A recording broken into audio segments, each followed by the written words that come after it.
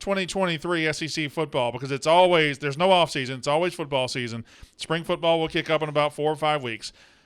LSU is going to be full of themselves. They're gonna come into this thing as one of the favorites in the SEC. How are you feeling about it?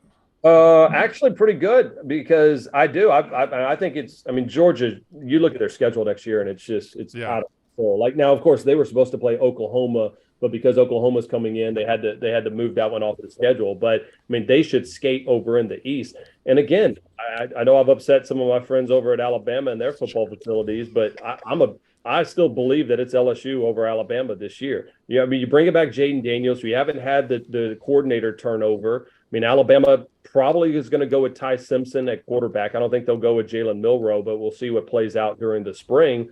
And at some point, man, kind of trying to change these coordinators every single year, like I just don't see that being an easy highway for them to make it back to Atlanta. Now, the game against LSU is at least in Tuscaloosa, and I think even makers have put it out. I think you guys have it as like a 9.5-point Bama favorite, but then again, they were a pretty big favorite against LSU this year too. Well, the thing about the SEC West, man, and it's like this a lot, but I think this year particularly will be like this.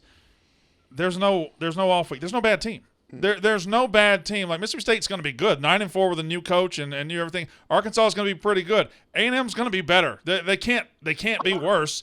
And then Auburn with Hugh Freeze will be better. Like this is going to be a crazy SEC West. It might not have the slam dunk number one team that the SEC West often has.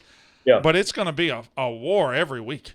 Yeah, and that's what's happened too, and that's why the transfer portal has kind of been so interesting because so many guys that all of a sudden you can pick up a Devin Leary at NC State that goes to Kentucky that makes them a little bit better. We saw that with Will Levis, in guys that are transferring. Even Jaden Daniels over at Arizona State. I mean, he immediately goes to LSU. Wasn't even going to be the starter. It was going to be either like Garrett Nussmeier or Miles Brennan, and Miles Brennan gets done, and then boom, Daniels plays. So the transfer portal has changed it because people want to play in this conference. They know that scouts are going to be watching every single game.